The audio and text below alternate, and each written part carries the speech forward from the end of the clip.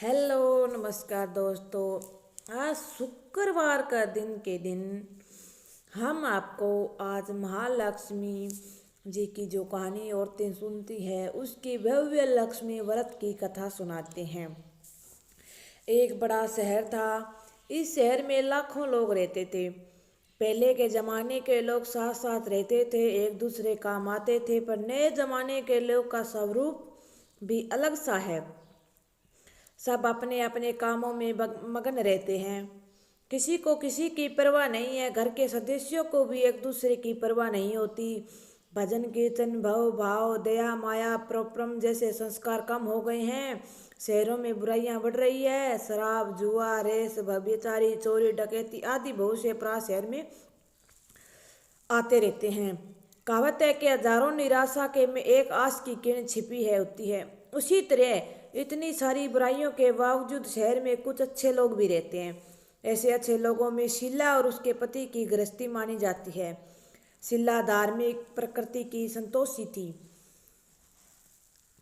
उसका पति भी विवेक व सुशील था। सुशीला सुशीला और उनका पति ईमानदारी से जीते थे। वे किसी की बुराई न करते थे और प्रभु भजन की अच्छी से समय पर व्यक्त भजन अर्था करते। गृहस्थी आदर्श गृहस्थी मानी जाती थी। शहर के लोग उस गृहस्थी को सराहना देते थे। शीला की गृहस्थी इसी तरह खुशी खुशी चल रही थी, पर कहा जाता है कि कर्म की गति अटल है। विधाता के लिखे विधाता के जो लिखे लेख होते हैं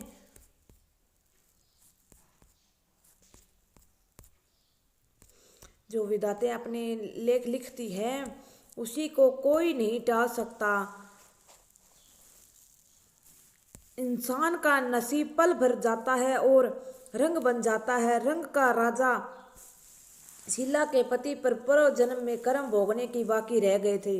वे वह पूरी बुरे लोगों के से दोस्ती कर बैठे। वह जल्द ही जल्द करोड़पति होने के ख्वाब देखने लगा।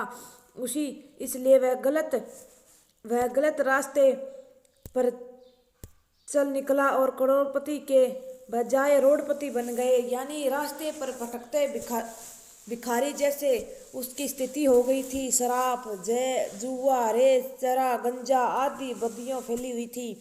उसे शीला का पति भी फंस गया। दूसरों के साथ उसी भी शराब की आदत हो गई। जल्द से जल्द पैसे वाले बनने की लालचा में दोस्तों के साथ रेस जुआ भी खेलने लगा। उसी तरह बचाई हुई धनराशि पत्नी के गहने सब कुछ रेस जुओं में गवा दिया। समय के परिवर्तन के साथ घर में दृष्टा भूखमरी फैल गई। सुख के खाने के बजाय 2 वक्त की रोटी भोजन के लाले पड़ गए थे। शीला का पति भी गालियों और खाने का वक्त आ गया था। शीला सुशील और संस्कारी स्त्री थी। उसका पति के बर्ताव से बहुत दुखी हुई, किंतु वह भगवान पर भरोसा कर बड़ा दिल रखकर दुख सहन करने लगी। इसलिए दुख के बाद सुख भी आएगा ऐसी श्रद्धा के साथ उन्हें शीला प्रभु भक्ति की लीन रहने लगी। इसी तरह शीला एहसास दुख देते रहते सहते प्रभु भक्ति में भक्ति बीतने लगी। अचानक एक दिन दोपहर में उसके द्वार पर किसी के दस्तक हुई। शीला सोच पड़ गई कि मुझे जैसे गरीब के घर में वक्त कौन आया होगा।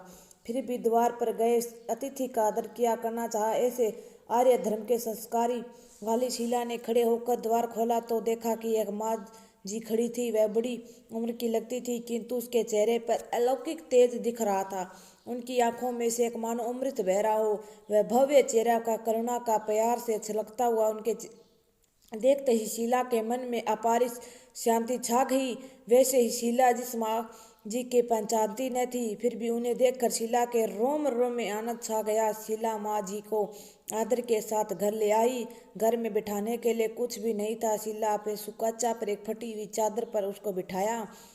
माँ जी ने कहा, क्यों शीला, मुझे पहचाना नहीं? शीला ने सच्चा कह रहा था, माँ आपको देखते ही बहुत दुख सुखी सी हो रही हूँ, खुशी सी पैदा हो रही है, फिर बहुत शांत हो रही है। ऐसा लगता है कि मैं बहुत दिनों से ठहरी हुई हूँ। वे आपसे ही आपको पहचान नहीं पाई। माँ जी ने हंसकर कहा, क्यों भूल गई? हर शुक्रवार को लक्ष्मी जी के मंदिर में भजन कीर्तन होते थे, तब मैं वह वहीं पर आती थी। वह शुक्रवार हम मिलते हैं। पति जब गलत रास्ते पर चला गया तो शीला बहुत दुखी हुई। दुखी मारी वह लक्ष्मी जी को मंदिर में भी नहीं जाती थी। बाहर के लोगों के साथ नजर मिलाती तो उसे शर्म आती थी। उसे दिमाग से पर जोर दिया तो माँ जी ने उसे याद नहीं आ रही थी। तभी माँ जी ने कहा, तुम लक्ष्मी के मंदिर में इतने मधुर भजन गाती थी, अभी तुम दिखाई नहीं देती हो, इसलिए मुझे हुआ क्यों तुम बीमार तो नहीं हो गई, ऐसा सोचकर तुझे मिलने आ गई। माँ जी ने अति प्रेम भरे शब्दों से शीला का हृदय पिघला गया। उसकी आंखों में आंसू आ गए। माँ जी के सामने वह विलक विलक कर रोने लगी। ये देखकर माँ जी ने शीला का नजर नजदीक आई। उसकी सिकती पीठ पर प्यार भरा हाथ रखकर फेर कर सावन दे दी।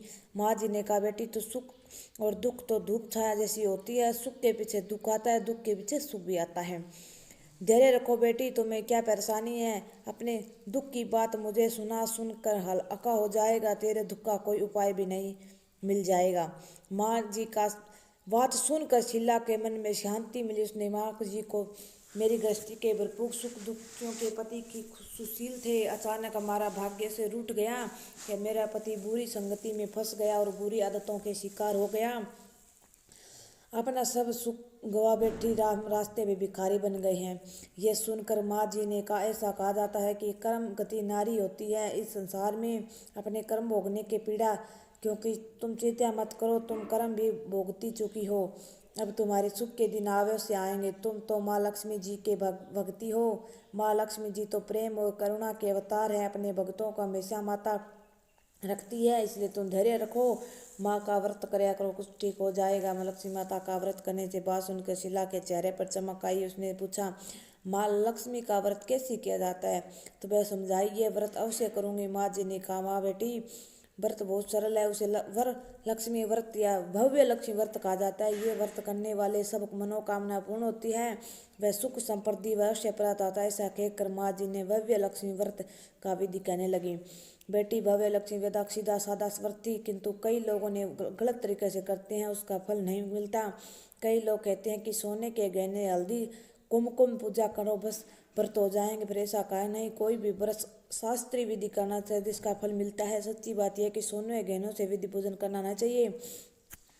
व्रत का अध्यापन विधि के शास्त्रीय विधि से करना चाहिए। यह व्रत शुक्रवार का होना चाहिए, अर्थात प्रातः का स्नान कर स्वस्थ कपड़े पहनो, सारा दिन माँ लक्ष्मी का समक्ष करो, किसी की शिकायत नहीं करनी चाहिए। शाम में पूर्व दिशा में मुंह कर आसन पर बैठा जाओ, सामने पाट रखकर रुमाल रखो, रुमाल पर चावल और छोटा सा ढेर करो, उस ढेर में पानी से भरा तांबे का कलश रखकर कलश में कटोरी रखो, एक कटोरी में सोने का गहना रखो, सोने का नहीं तो चांदी का भी रखो, चांदी का नहीं तो नगद रुपये भी चलेगा। बाद में घी का दीपक जलाकर धूप सुलंगार कर रखो। माँ लक्ष्मी की बहुत स्वरूप, माँ लक्ष्मी जी के सद्य यंत्र अति प्रिय थे। विधि के करते वक्त सर्वप्रथम श्री यंत्र और लक्ष्मी के पर रूप सच्चे दर्शन करोगे। उसके बाद लक्ष्मी स्वतन का पाठ करो। बाद में कटोरे में रखे हुए गहने रुपये, हल्दी, कुमकुम और चावल चढ़ाकर पूजा करो। लाल रंग का फूल चढ़ाओ। शाम को मीठी चीज़ बनाकर उसका प्रसाद रखो, न हो तो शक्कर या गुड़ भी चलेगा। फिर आरती करके 11 बार सच्चे हृदय से जय माँ लक्ष्मी, जय माँ लक्ष्मी बोलो। बाद में 11 व 21 शुक्रवार व्रत करने से दृढ़ संकल्प माँ के सामने करो और अपनी जो मनोकामना है वह पूरी करे।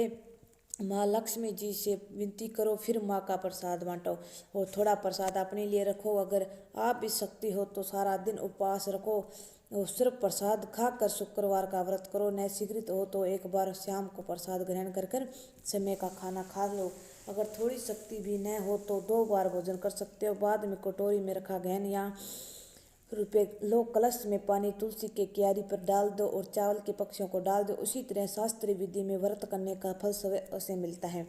इस व्रत के प्रारंभ में सब प्रकार के विपत्ति दूर होकर आदमी के मन मालामाल हो जाते हैं। संतान न हो तो संतान की प्राप्ति होती है।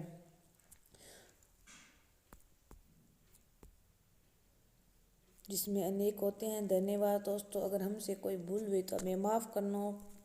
जय माँ लक्ष्मी, जय माँ लक्ष्मी, जय माँ लक्ष्मी।